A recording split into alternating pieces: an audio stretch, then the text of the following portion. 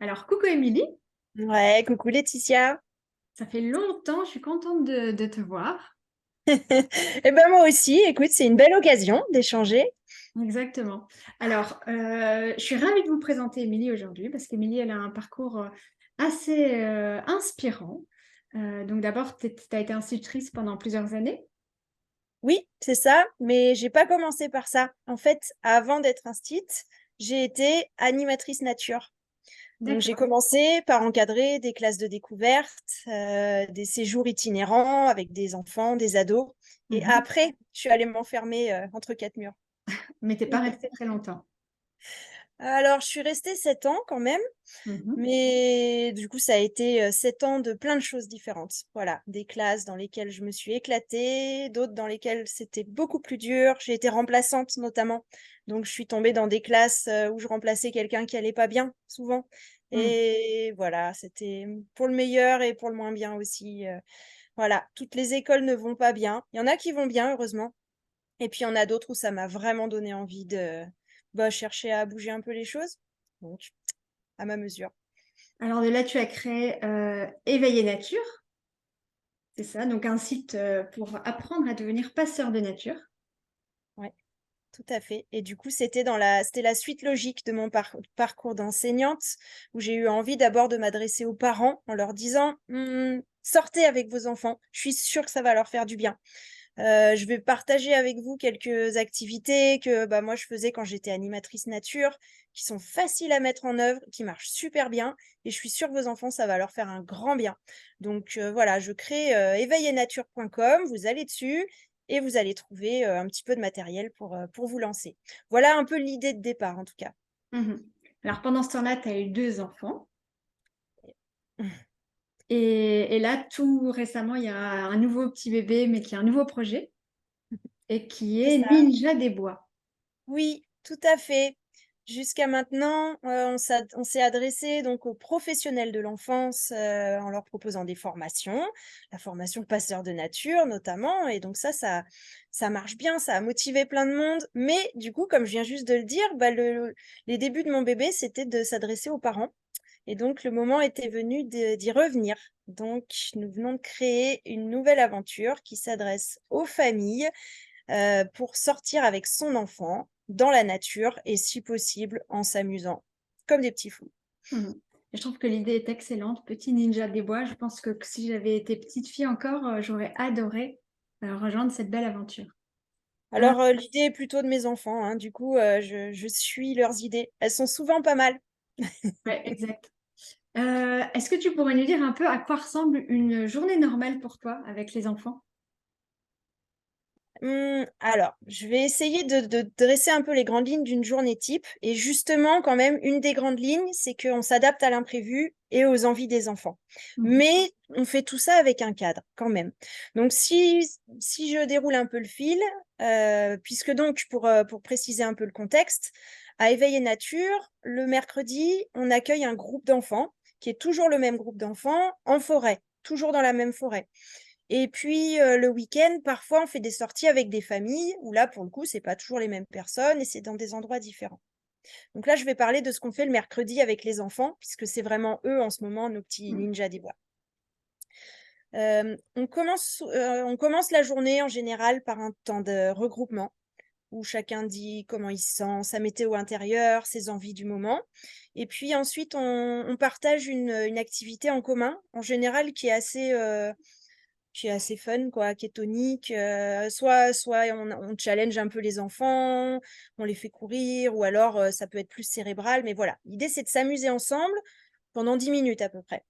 Et puis, à l'issue de ça, les enfants savent que là, c'est eux, par contre, qui écrivent la suite et ils font ce qu'ils ont envie dans l'environnement qui est le nôtre, là-haut. Enfin, je dis là-haut parce que c'est sur une colline au-dessus, là.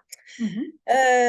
Et donc, il y en a qui sont des cabanes, il y en a qui manigancent des plans pas possibles. Ils imaginent que dans la pente, voilà, ils vont dévier l'eau, et puis quand il y en a qui vont passer, ils vont se faire asperger. Enfin voilà. Il y en a qui font des labyrinthes, il y en a toujours qui font des bricolages. Ça, c'est leur grand truc. Donc nous, on est toujours deux adultes, et il y a au moins l'un des deux adultes qui est au coin bricolage.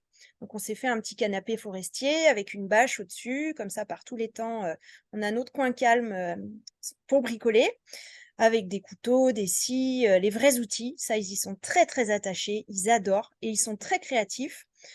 Donc, souvent, on vient avec une proposition de bricolage.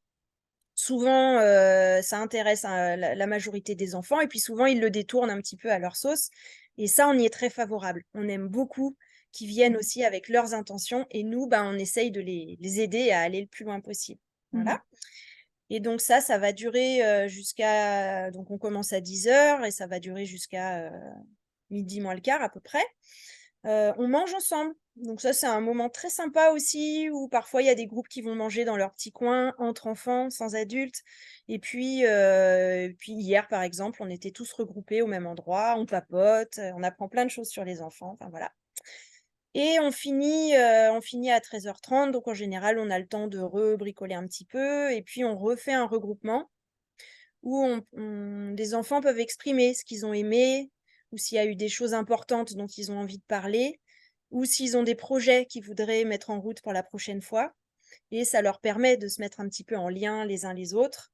Et puis, quand on en a envie, on lit un petit album à la fin. Comme ça, on finit en douceur. Mhm. Et voilà. Voilà pour notre journée type. Génial. Et est-ce que tu peux nous dire pourquoi c'est si important que les enfants soient en contact avec la nature? Ouf, je suis sûre que les personnes qui nous écoutent, elles ont des réponses qui sont assez proches des miennes. Moi, quand j'observe mes enfants et que je les vois dehors, je me dis waouh, là, ils sont bien. Il se passe plein de choses. Ils ont plein de choses à explorer et plein de choses auxquelles j'aurais pas forcément pensé, en fait. Je sens que là, c'est leur élément. C'est pas moi qui impulse les choses. C'est plutôt moi qui me rends compte que, oh là là, ben, voilà, ma grande, elle fait des aménagements pour les petites bêtes, elle fait des élevages, c'est foisonnant par rapport à là où elle en est en ce moment. Et puis, si je parle plus en tant que maîtresse professionnelle de l'enfance, je les ai clairement sentis, les enfants qui avaient l'habitude d'aller dehors et ceux qui n'avaient pas l'habitude. Souvent, il y avait une différence de d'énergie, des enfants pas forcément excités pareil. Je vais pas dire que c'est mieux ou moins bien, mais en tout cas, moi, je sens qu'il y a une énergie tournée vers l'extérieur, vers des projets, vers des capacités physiques aussi. Mhm. Et ben, pour moi, c'est vraiment un atout dans la vie. Voilà. Je m'appuie pas sur les études là en parlant parce que je pense que de plus en plus de monde a entendu parler de toutes ces études qui disent que c'est très bon contre aussi les troubles de l'attention, pour la santé, pour l'endurance, pour plein de choses finalement. Mhm. Mais en tout cas, de mon expérience, ben, je trouve que c'est pétillant ce que ça apporte. Alors je fonce. Et les quelques difficultés que tu peux observer alors pour les enfants qui vont jamais dans la nature? Alors, j'ai l'impression qu'il y en a autant que d'enfants. Tu vois, là, tout de suite, je me fais mon catalogue d'enfants auxquels je peux penser. Tu as ceux qui vont avoir des peurs, justement, qui pour moi sont irraisonnées, liées au milieu naturel, Mhm. qui vont avoir peur. On ne sait pas vraiment de quoi finalement, mais qu'il va y avoir des méchantes bêtes qui vont piquer, les mordre, etc. Mais donc ça, on y va petit à petit et ça, voilà, il y a besoin de grandir, quoi. Mais après, il me semble avoir fait le lien avec des enfants qui étaient plus agressifs, plus stressés, qui avaient plus de difficultés à se poser, à accepter d'être en groupe aussi à l'intérieur, finalement. Plus de mal à accepter l'intérieur, paradoxalement, Mhm. s'il n'y a pas eu des moments de décharge à l'extérieur. Voilà, en tout cas, j'ai clairement fait ce constat, quand je travaillais dans les classes et à l'inverse, quand avec ces mêmes classes, je suis dehors, toute l'agressivité tombe, les choses s'inversent sur les enfants qui sont nerveux, qui cherchent à attirer l'attention en taquinant et cetera et finalement dehors, bah, il se passe d'autres choses et des choses que j'apprécie beaucoup plus. Et les avantages que tu vois chez les enfants qui vont justement beaucoup en nature, si tu arrives à les voir, parce que tu es tellement dedans finalement que est-ce que tu les vois ces avantages? Oui, oui, mais clairement, déjà, ils ont un beau teint bien bronzé. Mhm. Ils ont bonne mine. Non, mais comment dire?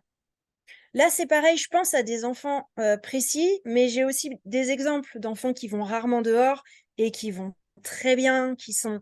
voilà. J'ai quand même pas cette vision, manichéenne malgré tout, quand on va pas dehors, on va pas bien, quand on va dehors, on va bien. Mm. Mais malgré tout, je reste convaincue que c'est des enfants qui trouvent une source d'équilibre supplémentaire, qui a un atout en plus. Et en tout cas, une certitude, c'est qu'ils ont une meilleure compréhension, un meilleur ressenti de ce qui se passe dehors, avec la météo, le climat, l'environnement naturel. Et je pense que ça permet de faire un lien direct avec tout ce qu'ils peuvent entendre aux infos ou dans les discussions des parents qui sont de plus en plus au fait des dysfonctionnements, des dérèglements climatiques, environnementaux, etc. Je pense que ça permet d'être des enfants plus sereins malgré tout, pour au moins 2 raisons. Déjà parce qu'ils comprennent mieux. Donc quand on comprend, on est parfois moins anxieux, sauf si on comprend que c'est vraiment très grave. Mais bon, après, voilà, chacun sa façon d'analyser les choses. Et puis c'est une façon d'agir aussi. Le fait de, par exemple, d'avoir installé un aménagement pour faire qu'un milieu naturel va être moins impacté par l'action humaine. Et ça, les enfants le font à leur mesure, en mettant un petit panneau, des barrières pour protéger un endroit. Ils se sentent acteurs, ils le sont, mais ils en sont conscients. À l'inverse d'enfants qui vont peut-être juste être dans le cérébral sur ces questions-là et pour qui ça peut être vertigineux. Je pense que c'est un bon levier d'action et de ressenti de son action. Pour les parents qui nous regardent, parfois il y a des difficultés à faire sortir les enfants dehors. Ils n'ont pas toujours envie. Tu Mm. vois? Comment tu fais? Alors, pour moi, c'est pareil. Voilà, mais même vraiment, en fait, hein, mes enfants adorent aller dehors. Ils sont hyper bien dehors. Je pense qu'ils ont cette image d'eux-mêmes que c'est des enfants du dehors. Mais là, si je leur dis, vous venez, on va en forêt, 9 fois sur 10, leur réaction aux 2, ça va être oh non, je suis bien là, oh non, je voudrais regarder un dessin animé, oh non, je veux jouer au Lego. 9 fois sur 10. Mhm. Donc voilà, je pense qu'on est très nombreux dans ce cas-là, finalement. Je pense que les enfants, ils aiment pas trop les transitions, ils sont bien là, donc voilà. Donc après, les leviers, moi j'en ai plusieurs. Ça va être donner un côté un peu, donner un défi sur le fait d'aller dehors, ou alors reparler d'un endroit où ils ont aimé aller, où ils ont commencé à faire quelque chose, que ce soit une cabane, une pente à Mhm. glisser, ou ce genre de choses, et de parler du fait qu'on va y retourner, qu'ils vont pouvoir continuer. Donc ça, c'est un point d'appui. Ça peut être d'inviter un autre enfant, donc pour vivre une aventure à plusieurs, souvent c'est pas mal. Ça va être, ça peut être un objet. Alors ça peut être soit d'amener, bah voilà, on a construit un outil, un jouet, mais bon, par exemple, alors pardon, mais je fais partie de ces parents qui sont pas forcément contre le fait d'avoir des pistolets en jouet. Je me dis: «Ils y jouent, bah, comme ça après ils passeront à autre chose», et ça a l'air d'être le cas. Mais par Mhm. exemple là, si mon petit se construit un pistolet en bois, il va être super content d'aller dans la forêt avec. Il va peut-être même pas jouer avec, hein, en pratique, mais ça va être le plaisir de l'avoir amené. Ou alors ça va être son Lego. «Viens, t'emmènes ton petit Ninjago, dans la forêt là-bas, on va faire des aventures, derrière les arbres». Ça peut marcher. Ça marche pas toujours, des fois ça marche. Et une fois Voilà. qu'ils sont là-bas, comment ils vivent ces moments à l'extérieur? Ben là, le plus dur, c'est de leur dire, à la fin qu'il faut rentrer. C'est ça, hein. Ouais, exactement. C'est pareil ici. Bon, voilà. Euh, et est-ce que tu as une astuce magique qui fait que ça marche à tous les coups? Tu vois, tu sais que si tu dis ça, hop, ça y est. Ouais, j'en ai pas. J'en ai pas, et comment dire? Il me semble, constater que ça va dépendre des jours, ça va dépendre de l'énergie, ça va dépendre de moi peut-être aussi, de l'énergie que je dégage. Donc l'astuce magique, je l'ai pas, mais quand même, c'est quelque chose qui me préoccupe, et c'est aussi pour ça que j'ai travaillé à Ninja des Bois. J'ai je je pense qu'on a fait un cocktail avec Ninja des Bois, Mhm. où on a le côté défi, on a le côté univers ninja qui, en tout cas, qui parle bien à mes 2 enfants, garçons et filles. Ouais. Parce que le ninja, je pense qu'il y a ce côté un peu, guerrier, et ça, moi je suis pas une guerrière, hein, et je prône pas du tout ça. Malgré tout, je sens bien que ça dégage une énergie qui parle aux enfants, pas forcément pour aller combattre et cetera, mais peut-être pour se sentir dans la posture de: «Je suis vigilant, j'observe, je veux être dans l'action, je veux être utile». Je pense qu'il y a un peu tout ça. Ils Ouais. sont contents d'incarner leur petit ninja. Ils mettent leur bandeau là de ninja des bois. Ils se sentent dans un personnage qui est affûté, compétent et qui est dans son élément. Voilà, donc je pense qu'il y a un peu tout ça. Et puis, il y a le côté, donc un autre atout aussi qui fait que ça donne envie aux enfants de sortir. Je pense qu'il y a le fait qu'on partage quelque chose parents-enfants. Et là, les défis qu'on lance au Ninja des Bois, ben, c'est un défi lancé à l'enfant, mais c'est aussi un défi lancé à l'adulte, finalement. Réussir à ce que l'enfant fasse cette activité, eh ben, c'est aussi le défi pour l'adulte de réussir à le mettre en route. Je Mm. pense que l'enfant, il le sent. Du coup, on est deux à partir à l'aventure ensemble. À mon avis, c'est un levier de plus. Super. Ninja, moi, je trouve. Euh, J'en rajoute une dernière, j'ai failli l'oublier, mais dans Ninja des Bois, on a quand même des méchants, entre guillemets, en tout cas des personnages qui ont mal tourné, euh, contre lesquels on va se dresser et on va faire en sorte que leurs actions, elles détruisent pas la nature.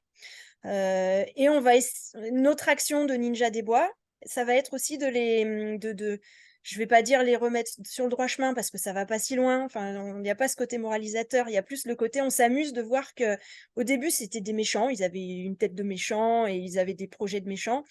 Et puis une fois que nous on leur a fait notre action de Ninja des Bois, ben ils changent. Il leur arrive un truc et d'un coup ils deviennent un personnage sympa en fait, qui nourrit plus ses mauvais projets.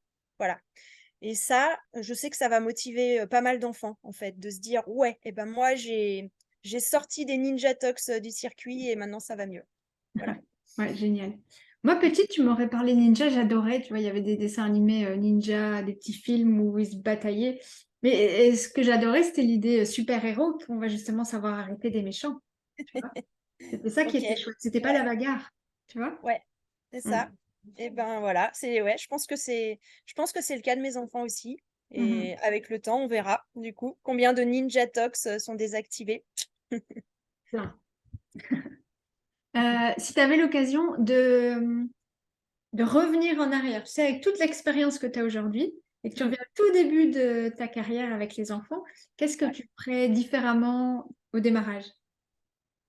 Est-ce qu'il y a quelque chose que tu ferais différemment? Alors en fait, c'est drôle, mais je pense que au tout début de ma carrière, j'ai commencé peut-être par le meilleur. Mhm. C'est-à-dire qu'au tout début, j'ai accompagné des groupes d'adolescents qui étaient pas tellement plus jeunes que moi au final, mais moi j'étais majeure en tout cas.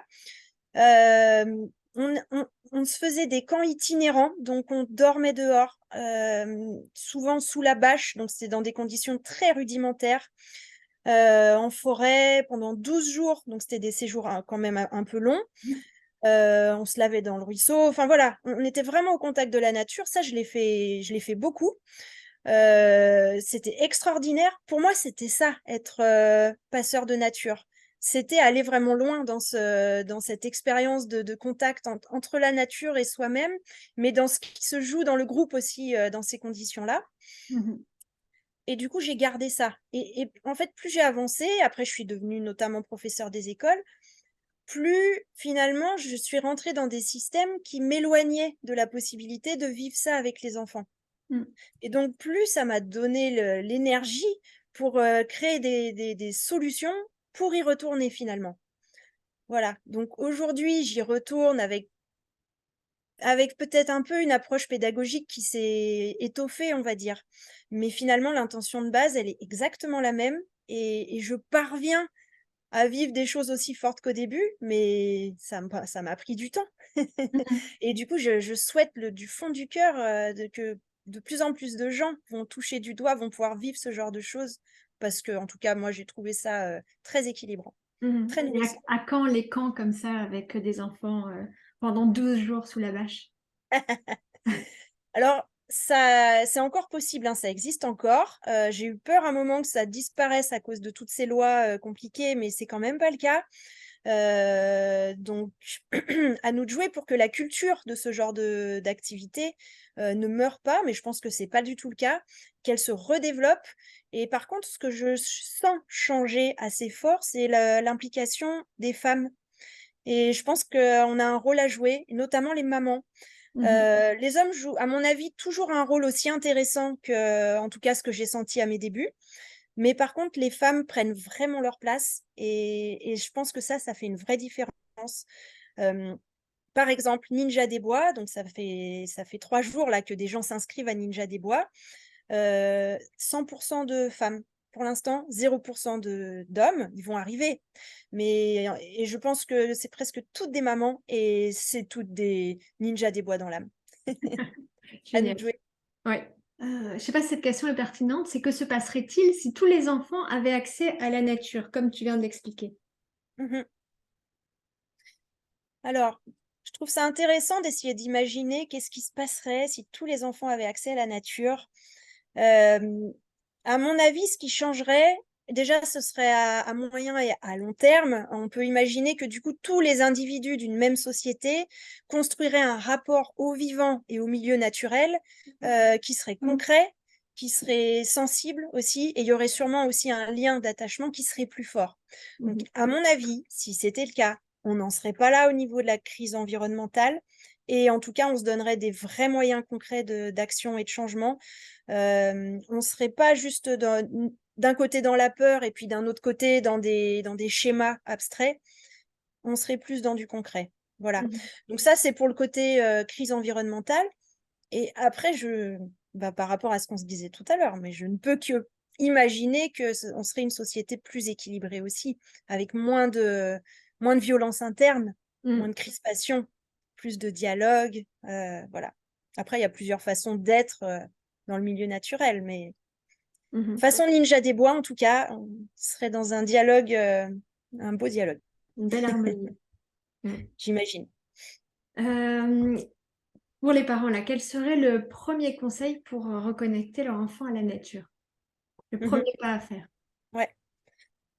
Moi, je pense que si jamais les parents ont quelque chose qui vibre en eux, là, de se dire, bah, moi, j'ai envie que mon enfant soit en lien fort avec la nature, sûrement que ça parle d'eux-mêmes déjà avant tout, et de cette envie de parents de soi-même être en lien avec ce milieu naturel et de vivre ça avec son enfant.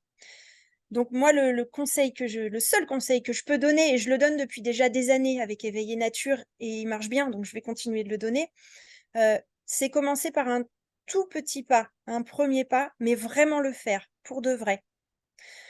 À l'inverse, certains parents pourraient être tentés d'imaginer faire quelque chose d'assez compliqué, des longs séjours, dormir tout de suite la nuit dans la forêt, enfin bon, des choses qui les sortent trop de leur zone de confort. Je pense que ce qui marche bien, c'est de commencer par quelque chose de facile, mais de vraiment le faire. Et ce qui se passe en général, c'est qu'une fois que ce premier pas est fait, donc le premier pas, ça va être quoi? Ça va être, ben, on va sortir dans un coin de nature proche. Si on habite en ville, ça va être dans un parc. Après, souvent dans les villes, il y a au moins un parc qui a quand même un côté nature sympa. À Paris, par exemple, c'est vraiment le cas.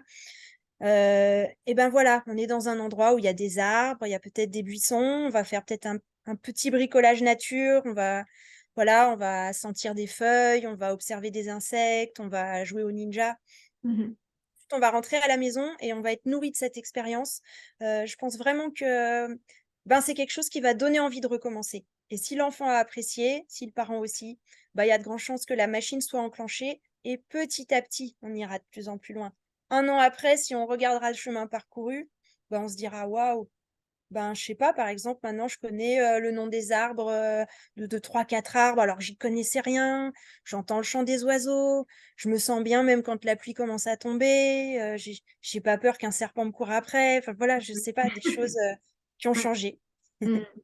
Voilà. Et pour les parents qui te regardent et qui voudraient en savoir plus sur les ninjas des bois, est-ce que tu pourrais nous présenter un peu ce Ouais, programme, cette aventure? a- avec joie. Ninja des bois, qu'est-ce que c'est? Très concrètement, c'est une série de missions qui sont données aux enfants. Et ces missions, donc il y en a 4 par mois, elles sont, elles sont relativement faciles. Elles sont toutes atteignables, en tout cas, notamment à des enfants qui n'ont pas l'habitude de ce milieu-là, donc il y a une progression. Et puis, elles sont montrées en vidéo. Et ce qu'on a voulu, moi, ce qui m'était cher, c'est que ce soit des vrais enfants qui soient sur les vidéos et grâce auxquels les autres enfants puissent voir comment ça va se passer quand eux-mêmes vont faire les choses. Donc concrètement, c'est nos petits ninjas des bois du mercredi qui sont filmés et on les voit en train de réaliser eux-mêmes l'émission. Et ensuite, moi, je suis là aussi pour guider pas à pas, pour expliquer, bah voilà, comment il faut faire, comment ça va se passer. Mhm. Donc, Ninja des Bois, c'est ça. Quand il y a quand il y a besoin de documents, de fiches, donc c'est à télécharger. Et puis, quand une mission est réussie, l'enfant gagne des points. Il gagne des points qui sont associés aux compétences qu'il a fait travailler. Donc, ces compétences, il n'y en a pas 50. Il y en a une autour des animaux, une autour des plantes, une autour de l'artisanat. Donc, ça, c'est les 3 principales. Et puis, il en reste 2 autres. Il y en a une, ça va être les compétences de ninja des bois. Donc, ça va être un peu tout ce qui est se camoufler, marcher silencieusement, etc. Et puis, la dernière, ça va être tout ce qui est lié aux soins. Et là, ça va être prendre soin de soi, de la nature, prendre soin, quoi. Voilà. Et donc, ça, c'est des points qui vont servir notamment à déjouer les pièges des Ninja Tox. Et puis aussi, on a voulu qu'il y ait un élément concret. Donc, les enfants, alors, ceux qui sont en France métropolitaine reçoivent un courrier de bienvenue par la poste. Et ceux qui sont pas en France métropolitaine, on leur envoie ça par mail au format A imprimé, mais on l'a personnalisé. C'est-à-dire qu'il y a le prénom de l'enfant et puis il y a sa photo sur les différents éléments. Donc, il y a notamment la carte de Ninja des Bois sur laquelle l'enfant se voit, lui, en portrait. Et puis ensuite, il va colorier les points qu'il gagne, il aura des cases à compléter, etc. Mhm. Voilà, en gros. Et Génial. si je dis un dernier élément important sur Ninja des Bois, donc c'est des cycles de 6 mois qui sont... Donc le premier cycle, c'est le cycle bandeau blanc. Les enfants se fabriqueront un bandeau de ninja blanc. Le cycle suivant, ce sera un bandeau jaune, après bandeau orange, après bandeau vert, bandeau bleu, bandeau marron et bandeau noir. Pour Waouh. ceux qui connaissent un peu les arts martiaux, on a gardé cette progression. Et donc, en 3 ans, un ninja des bois assidu deviendra ninja des bois bandeau noir. Génial. Et à quel âge est-ce qu'on peut rentrer dans l'école des ninjas des bois? Alors, on recommande à partir de 6 ans. Mhm. La fourchette idéale, c'est entre 6 et 10 ans. Après, ça peut être à partir de 5 ans, voire 4 ans pour certains. Bah voilà, si des enfants sont déjà un peu matures ou bien à fond, ou, on peut le tenter. Mhm. Moi, avec mon petit de 5 ans, on fait les ninjas depuis déjà un petit moment. Mhm. Et puis, pareil, à 11-12 ans, là, tout est question de l'enfant, en fait. Donc, par rapport à ça, on a quand même mis en place. Donc, le premier mois est à 1 euro. Ça permet de tester. Et si finalement on se rend compte que l'enfant n'accroche pas, on nous envoie un petit mail et nous, on annule l'abonnement. Voilà. Et bah, après, les mois suivants, bah, c'est l'aventure Ninja des Bois. Génial. Et est-ce qu'il y a des conditions comme est-ce que par exemple il doit habiter à la campagne ou avoir un jardin? Alors, on a fait en sorte que ce soit accessible, quel que soit l'endroit où habitait l'enfant. Mhm. Donc à la campagne évidemment, mais en ville aussi. C'est-à-dire que à peu près les 3/4 des activités peuvent être faites dans un jardin ou dans un parc urbain, à condition qu'il y ait au minimum, on va dire, 3 arbres et un buisson. Voilà. Et par contre, on recommande quand même fortement que, je sais pas, mettons 1 fois par mois, on aille en forêt, dans une vraie forêt, pour une partie des missions et puis aussi pour construire vraiment ce lien à la nature. Mais au pire, si c'est pas possible ou si c'est qu'1 fois par an, l'aventure Ninja des Bois, elle a son sens quand même, même dans un parc. Génial. Et quand est-ce qu'on peut entrer dans Ninja des Bois? En ce moment, là, ces jours-ci, c'est ouvert, mais est-ce que c'est tous les X mois? Comment ça fonctionne? Non, c'est ouvert tout le temps. À partir de maintenant, on peut s'inscrire quand c'est le moment. D'accord, génial. Donc, peu importe le moment où on voit la vidéo, c'est bon. C'est ça, tout à fait. Ok, c'est génial. Génial. Ben, écoute, merci beaucoup pour toutes ces informations, pour ce beau projet que tu as créé. Mais Euh, avec plaisir, Laetitia. Merci à toi de nous donner l'occasion de diffuser, de partager. Alors maintenant, pour tous les parents qui sont conquis et qui ont envie de te rejoindre, ben, il suffit de cliquer sur le lien ou le petit bouton qui est ici quelque part et on accédera directement au petit formulaire d'inscription, j'imagine. C'est ça, Émilie? Sur ninjadesbois.com, c'est ça, tout à fait. Super. Ben, merci beaucoup, Émilie. Merci beaucoup, Laetitia. C'était bien chouette. Et voilà, et je te souhaite plein de succès dans cette toute nouvelle aventure qui démarre. Merci beaucoup, Laetitia. Merci pour cet espace de parole. Et puis, eh ben, un bonjour très sincère aux personnes qui te suivent. À bientôt. À bientôt. Salut.